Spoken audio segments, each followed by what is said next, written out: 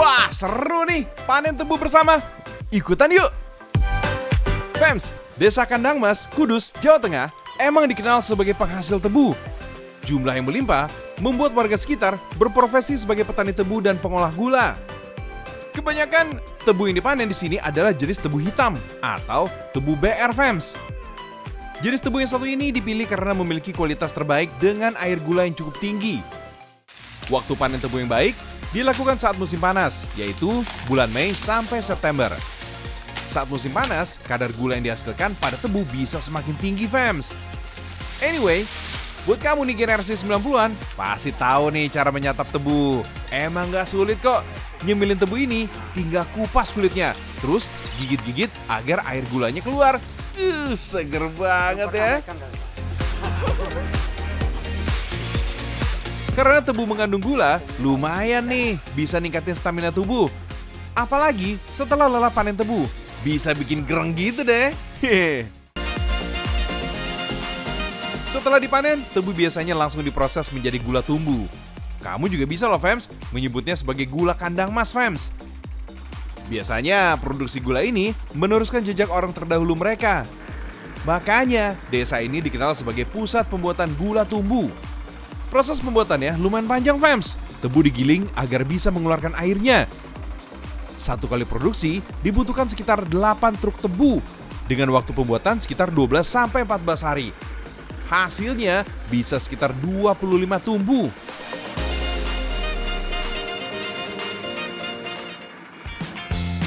Setelah sari atau nira tebu terkumpul, masak agar terjadi proses pengentalan. Nah, di sini ada sekitar 5-10 tungku untuk memasak gula tumbuh, Fems. Uniknya, tungku diletakkan secara berjajar dengan tinggi yang berbeda. Jangan lupa, masukin juga gamping atau batu kapur agar gula bisa cepat mengeras. Nah, wadah yang berada di atas tungku berfungsi untuk memisahkan sari gula dari sisa ampasnya. Lihat tuh, ampas tebu bisa mengapung secara otomatis. Tinggal angkat dan buang. Praktis, gak perlu disaring segala, Fems. Oh iya, proses masak gula tumbuh ini masih dilakukan secara tradisional loh. Bahan bakar yang dipakai juga masih memanfaatkan ampas tebu.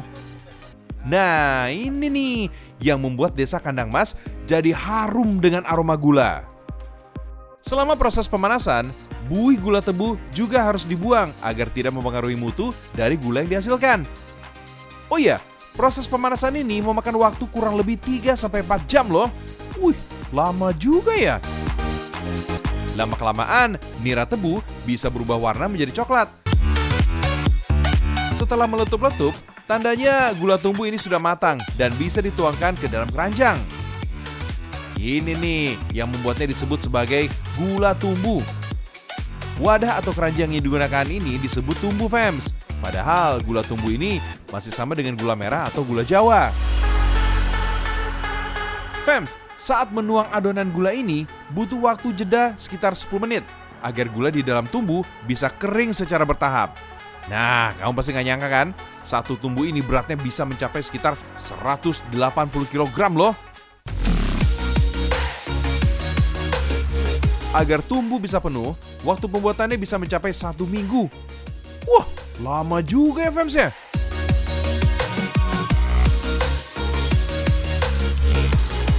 Kalau udah ngeras sih, gula ini bisa dikirim ke berbagai pabrik sekitar Jawa untuk diolah kembali menjadi kecap, petis, dan pemanis minuman. Pantesan aja ya, gula tumbuh ini ukurannya gede banget. Kalau dipakai untuk skala rumah tangga, satu tumbuh, wah ini juga belum tentu habis nih dalam waktu 1 tahun.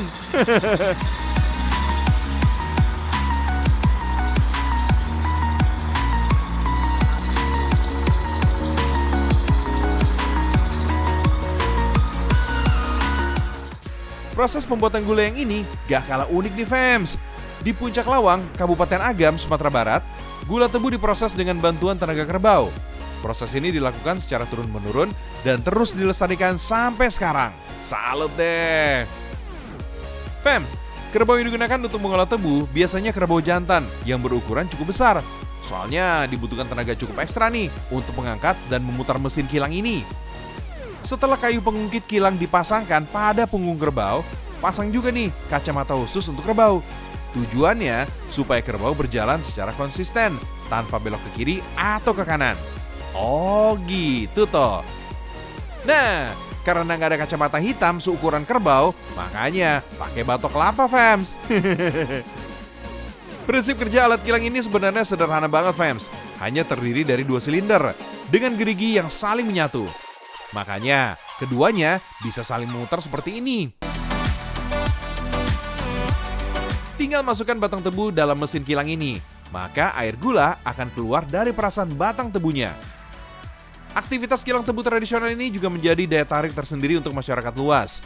Bahkan, warga dari Malaysia aja banyak yang sengaja datang ke sini. Mereka suka protes kalau lagi nggak ada kerbau yang sedang bekerja.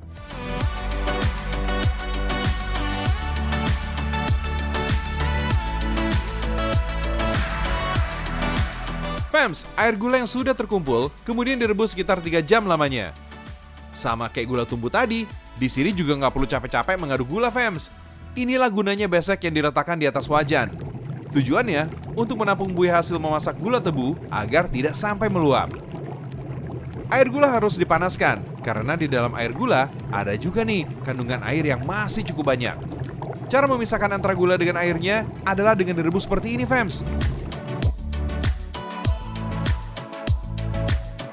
Gula asal lawang ini dikenal juga dengan sebutan saka lawang. Saka artinya gula, sedangkan lawang adalah nama daerah asalnya.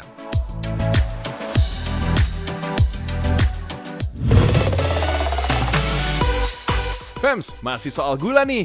Di Amuntai, Kalimantan Selatan ada olahan gula yang kerap dijadikan oleh-oleh atau seserahan perkawinan. Namanya gula batu itik. Uniknya, pengrajinnya hanya dilakukan oleh satu keluarga aja, fams. Nah, Mak Aisyah inilah penggagasnya nih. Wanita berusia 78 tahun ini udah membuat gula batu itik ini hampir 30 tahun loh. Lama banget ya. Awalnya sih orang tua Mak Aisyah hanya mengajarkan membuat gulali biasa. Agar terlihat berbeda dari yang lainnya, Mak Aisyah terus berinovasi. Sehingga lahirlah gula batu itik, fams. Keren deh. Pemilihan bentuk itik ini tak lepas dari Amuntai yang dikenal dengan itik ala bio, fams. Awalnya gula batu ini hanya dibuat satu model saja. Seiring banyaknya permintaan pembeli, bentuk apapun bisa dibuat kok. Dalam sehari, ia bisa menghabiskan 50 kg gula untuk diolah menjadi gula batu. Banyak banget ya.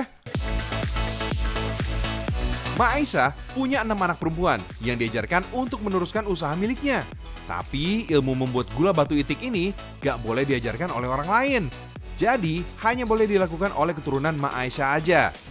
Begini nih, fams, cara bikinnya. Cairkan dulu gula pasirnya ya. Kalau udah berubah menjadi karamel, tinggal beri pewarna makanan. Lalu bentuk deh.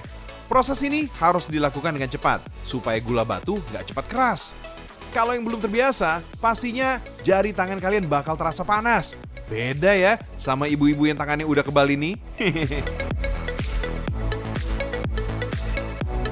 Dalam sehari, Mak Aisyah bersama anak-anaknya mampu menghasilkan sampai puluhan gula batu. Jumlah ini bisa bertambah ketika menjelang Hari Raya Idul Fitri. Harganya gula batu ini juga cukup variatif, fams. Mulai dari ribuan rupiah sampai ratusan ribu rupiah. Semuanya tergantung ukuran dan tingkat kesulitannya. Gula batu harus segera dibungkus plastik agar tidak berubah bentuk ya. Soalnya udara yang mengandung air bisa membuat gula mencair. Kalau sudah dibungkus seperti ini, gula batu itik dapat bertahan selama 3 bulan. Asal disimpan di ruangan sejuk. Mau langsung dimakan? Juga boleh kok.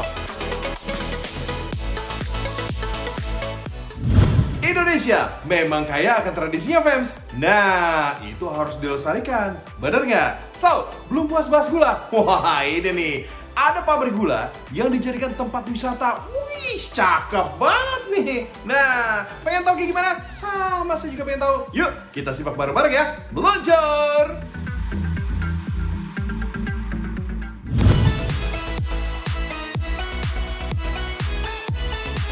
Waktunya jalan-jalan nih, fams. Beberapa menit dari kota Solo, tepatnya di Honggobayan, Pabelan, Kecamatan Kartasura, Kabupaten Sukoharjo, ada tempat wisata yang ciamik. Ini dia, The Heritage Palace. Tempat wisata ini adalah objek wisata selfie bergaya Eropa, fams. Dulu tempat ini adalah pabrik gula Gembongan. Pabrik gula ini sudah ada sejak tahun 1899 dan mulai beroperasi sejak tahun 1920. Wih, usianya udah seabad lebih tuh. Pada bagian lantai 2, ruangannya emang nggak ada fungsi, fams. Tapi tempat ini bisa menjadi spot foto yang ciamik dan beda. Kalau kalian beruntung, fams, kamu juga bisa ketemu Transformers. Bukan berarti mobil-mobil antik tadi berubah jadi robot ya. Transformer ini cuma untuk menghibur pengunjung. Wits, mereka nih nggak setiap hari, fams. Jadwalnya cuma ada di setiap weekend atau saat sedang ramai pengunjung. Di sisi lainnya, ada taman terbuka dengan nuansa Romawi kuno. Pada bagian tengahnya, ada kolam air mancur yang dikelilingi patung-patung ala Romawi. Lokasi ini menjadi spot yang paling hijau dan sejuk di kawasan bekas pabrik gula. Gimana, fams? Tempatnya cihuy kan ya? Sebagai tempat liburan akhir pekan? Kalau ke Solo, wajib mampir nih. Apa? Masih kurang info liburan ya? Waduh, kita kasih, fam. Kita kasih. Nah, it's all about bird. Burung. Nah, ini nih ya. Tempat banyak burungnya, cantik-cantik. Wah, jadi kalau misalnya ngajak anak-anak nih ke tempat ini bisa menambahkan rasa cinta terhadap binatang, ya. Wah, oke tempatnya oke. Yuk kita simak bareng-bareng. Seperti apa tempatnya? Ini dia.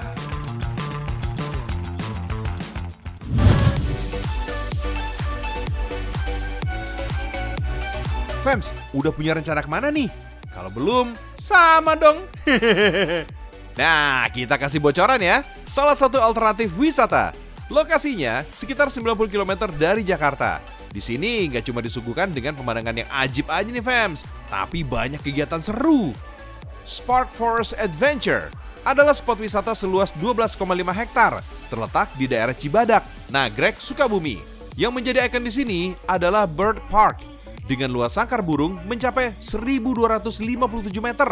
Di sini ada 10 jenis burung loh, fams, mulai dari merpati, beo, nuri merah, nuri pelangi, sampai kutilang. Wah, pokoknya banyak banget deh. Uniknya nih, fams, kalian bukan hanya bisa melihat burung dari luar sangkar aja, tapi bisa masuk ke dalam sangkar dan memberi makan puluhan ekor burung. Jadi puas dong ya kalau mau sekalian foto-foto. Fams, memelihara atau mendengar kicauan burung ternyata dapat memberikan rasa tenang dan rileks loh. Kicauan burung juga mampu membuat suasana asri dan alami menjadi lebih terasa. Kamu pernah nggak sih, fams, ngebayangin tinggal di atas pohon di alam terbuka yang jauh dari bising kendaraan dan polusi udara? Wah, di sini bisa banget nih. Resort yang ada di sini mengusung konsep nature dengan interior kamar yang menggunakan kayu jati. Salah satu tipe kamarnya adalah tree house dengan kapasitas 7 orang. Bener-bener serasa tinggal di alam bebas, fams. Sekarang urusan perut nih. Ada nasi liwet, ayam goreng, sop iga, ikan asin, sayur asam, dan masih banyak lagi. Cuaca sama suasana di sini mendukung banget nih untuk mengisi waktu liburan.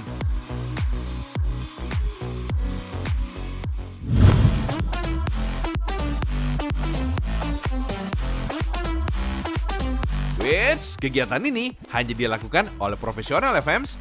Bukan sembarang nerbangin burung loh. Yap, Dimas udah terlatih nih buat melatih free fly. Berawal dari kegemarannya menyaksikan Om Mukhtar yang kini jadi ayah angkatnya. Dimas sekarang jadi mahir nih melatih burung makau. Oh iya, free fly adalah kegiatan menerbang bebaskan burung ke alam terbuka. Tapi burung-burungnya bakal balik lagi kok ke pemiliknya. Tugas Dimas di sini melatih si burung-burung ini biar mau balik lagi. Caranya, Dimas harus melakukan kontak dengan si burung sedini mungkin.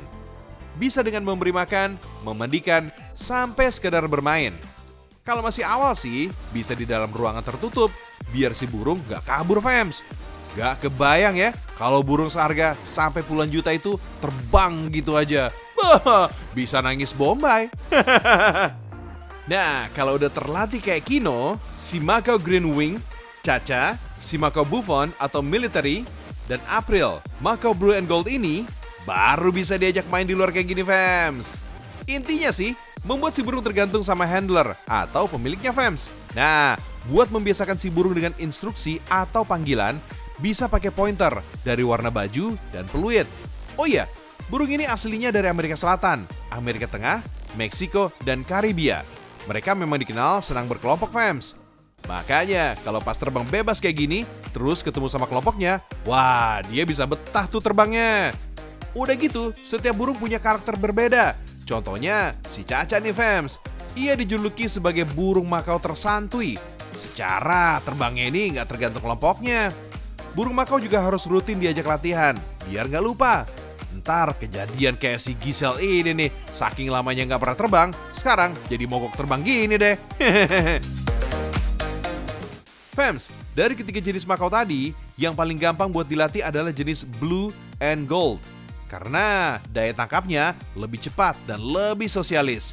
Jadi kalau kalian tertarik dengan Free Fly Makau, bisa dimulai dengan BNG ini nih, fams. Ya cukup lah 20-25 jutaan.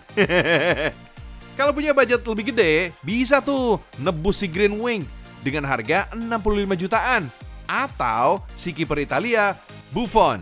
Harganya 90 jutaan aja nih. Wih, mantap.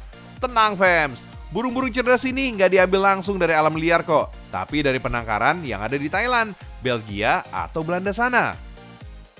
Selain burung Makau yang berukuran besar, ada juga nih jenis burung paruh bengkok lainnya yang bisa diajakin free fly. Seperti si Morris ini nih, fams. Burung jenis Patagonian Conure ini harganya mulai 15 jutaan. Dibanding Makau, jenis ini bondingnya lebih kuat dengan pemiliknya. Tipe one man gitu deh. Atau kalau mau yang lebih murah lagi, ada jenis parkit Australia, fams. Harganya mulai dari 2 jutaan. Terbangnya lebih kencang nih dan lebih responsif dengan suara peluit. Burung-burung yang udah jago free fly atau udah menyandang gelar juara, harganya bisa berkali-kali lipat, fams. Widih. Yang jelas sih, kalau mau beli burung-burung gini, transaksinya bisa pakai alobank loh, fams. Keuntungannya banyak banget. Misalnya, gratis biaya transfer ke bank lain melalui BI Fast. Makanya buruan download aja Alobank dan upgrade ke Alo Prime untuk merasakan manfaatnya. Ditunggu ya.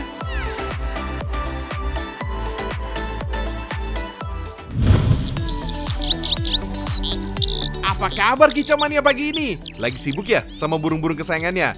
Mulai dari bersihin sangkar, kasih makan, jemur-jemur si kecil yang mencelok sana-sini, sambil siul-siul godain cewek lewat. Ups, salah. Maksudnya siulan untuk melatih kicauan si burung. Alias biar si burung peliharaan jadi burung gacor atau rajin berkicau. Biasanya nih, fams, para penggemar burung akan memberikan yang terbaik untuk peliharaannya. Bahkan melebihi yang diberikan untuk istrinya. Ayo, benar apa benar?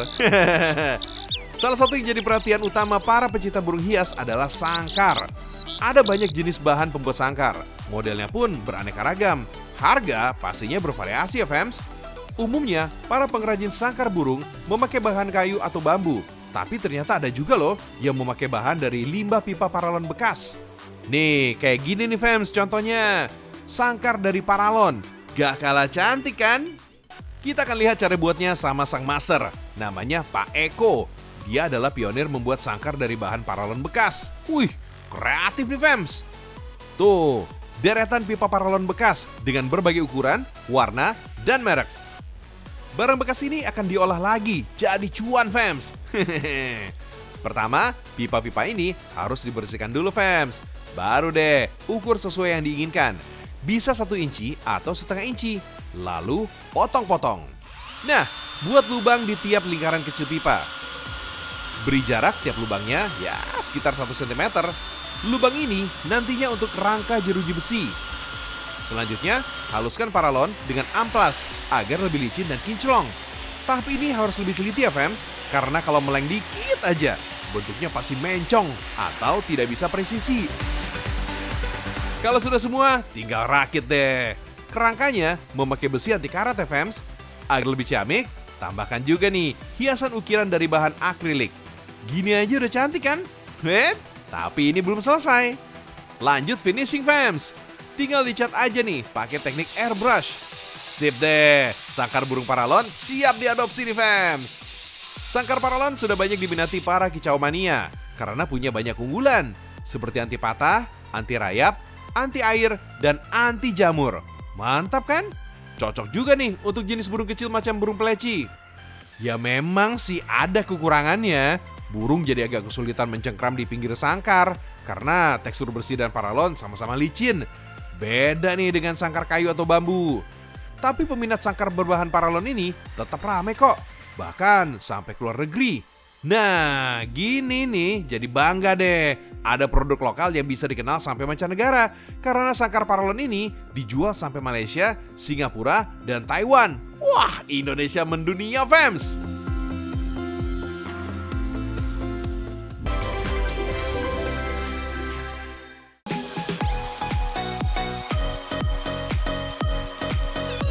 Sudah 30 menit nih, fams. Semoga informasi yang diberikan bisa menambah wawasan kamu ya. Jangan lupa tonton terus Seragam Indonesia, karena Indonesia mendunia.